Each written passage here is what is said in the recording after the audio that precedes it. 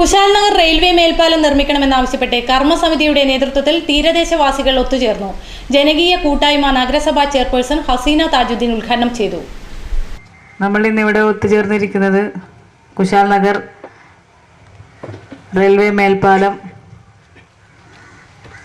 വരുന്നതിന് വേണ്ടിയുള്ള പ്രയത്നത്തിന് വേണ്ടി ഇനി അങ്ങോട്ട് ശ്രമിക്കാൻ വേണ്ടിയിട്ടാണ്.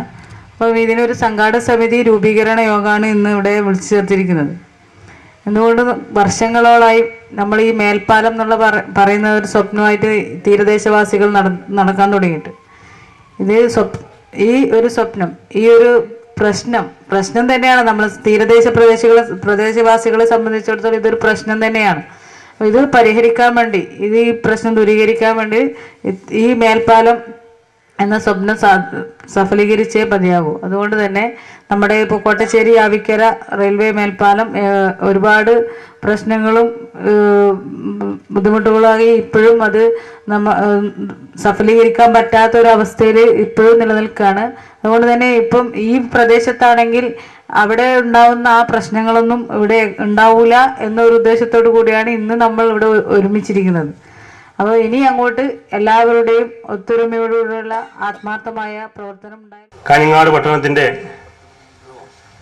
പ്രധാനപ്പെട്ട ഒരു കേന്ദ്രമായ ഹോസ്തുർക്ക് കഴിഞ്ഞ കുറേ കാലങ്ങളായി നമ്മുടെ മാർക്കറ്റെല്ലാം തന്നെ കോട്ടച്ചേരി ഭാഗത്തേക്ക് പോയി പുതിയോട്ട പ്രദേശം എന്നൊരു ഉറങ്ങിക്കിടക്കുന്ന പ്രദേശം പോലെ ഇപ്പോൾ ഉള്ളത്.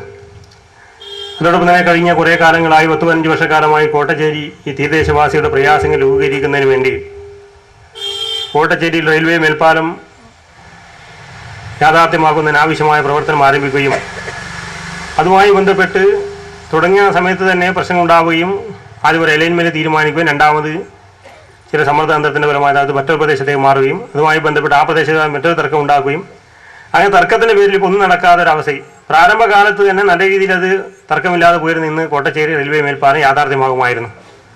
പക്ഷെ അത്തരം ഒരു സ്ഥിതിവിശേഷം വരാതെ ഇപ്പോൾ കോട്ടച്ചേരി റെയിൽവേ മേൽപ്പാലം ഉണ്ടെങ്കിലും അജാനൂരുണ്ടെങ്കിലും നമുക്ക് കുശാൽ നഗറിൽ അത്യാവശ്യമായി വന്ന് ഇന്ന് കാലം ഒരു വർഷം കഴിയും തോറും നമ്മുടെ പ്രദേശത്ത് വാഹനങ്ങളുടെ എണ്ണം കൂടി വരുന്നു, ജനസംഖ്യ കൂടി വരുന്നു.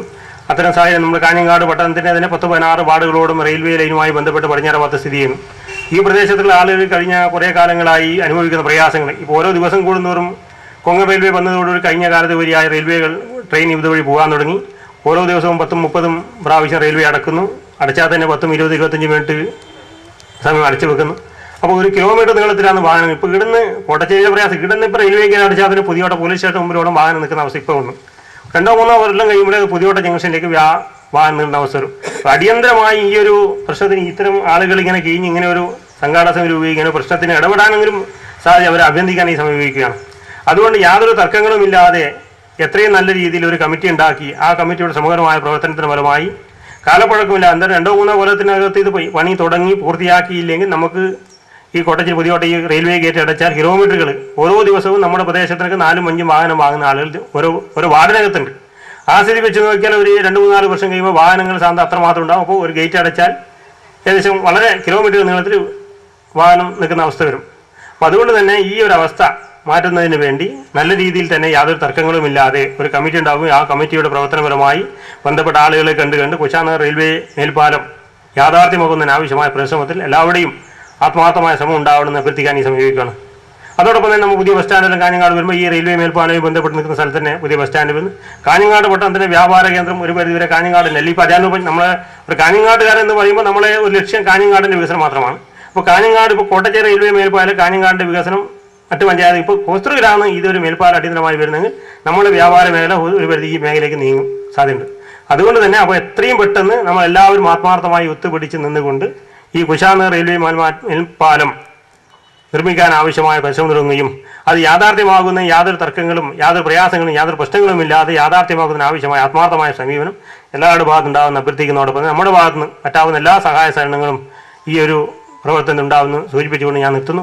കാഞ്ഞങ്ങാട് നഗരസഭയിലെ തീരദേശ മേഖലകളായ കുശാൽ നഗർ, ഹോസ്തൂർ, കടപ്പുറം, കല്ലൂരാവി, ഞാണിക്കടവ് തുടങ്ങി 16ഓളം വാർഡുകളിലെ ജനങ്ങളാണ് മേൽപ്പാലം ഇല്ലാതെ വിഷമിക്കുന്നത്. ഇവർക്ക് കാഞ്ഞങ്ങാട് നഗരവുമായി ബന്ധപ്പെടാനുള്ള ഏക മാർഗമാണ് കുശാൽ നഗർ റെയിൽവേ ഗേറ്റ്. ഇത് സദാസമയവും അടഞ്ഞുകിടക്കുന്ന സാഹചര്യത്തിൽ ഇവിടെ റെയിൽവേ ഗേറ്റിന് മേൽപ്പാലം വേണമെന്നാണ് നാട്ടുകാരുടെ ആവശ്യം.